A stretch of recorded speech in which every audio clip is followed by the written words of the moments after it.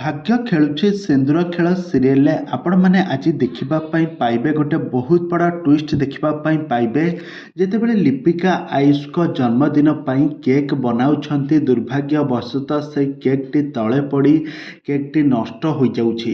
ଆଉ ଲିପିକା ଏସବୁ ଦେଖି ପୁରାପୁରି ଡରି ଯାଉଛନ୍ତି ଆଉ କହୁଛନ୍ତି ଆୟୁଷଙ୍କ ଜନ୍ମଦିନରେ କେକ୍ ତଳେ ପଡ଼ି ନଷ୍ଟ ହୋଇଗଲା, ତାହେଲେ ଆୟୁଷଙ୍କ ପ୍ରତି କିଛି ବିପଦ ମାଡ଼ି ଆସୁଛି ବୋଧେ। ଆଉ ଏପଟରେ ଆପଣମାନେ ଦେଖିବାକୁ ପାଇବେ ଯେ ଯେତେବେଳେ ଆୟୁଷ ଗାଡ଼ି ଚଲାଉଥିବେ ସେତେବେଳେ ଗୋଟେ ଚିଠି ଆସିକି ତାଙ୍କ ଗାଡ଼ିର କାଚରେ ଆସିକି ପଡ଼ିଯିବ। ଆଉ ସେଇଠୁ ସେ ଗୋଟେ ଚିଠି ପାଇକି ସେ ତାକୁ ପଢ଼ିବେ ଆଉ ତାପରେ ସେ ଜାଣିପାରିବେ ଯେ ତାଙ୍କ ପୂର୍ବ ପ୍ରେମିକା ଏବେ ବହୁତ ବଡ଼ ଦୁଃଖରେ ପଡ଼ିଛନ୍ତି, ବହୁତ ବଡ଼ ପରିସ୍ଥିତିରେ ପଡ଼ିଛନ୍ତି। ତାଙ୍କୁ ରକ୍ଷା କରିବା ପାଇଁ ଆୟୁଷ ସ୍ପିଡ଼ରେ ଗାଡ଼ି ଚଲାଇବେ ଆଉ ଆୟୁଷଙ୍କର ଗାଡ଼ି ଆକ୍ସିଡେଣ୍ଟ ହୋଇଯିବ ଆଉ ଆୟୁଷଙ୍କର ମୃତ୍ୟୁ ହୋଇଯିବ।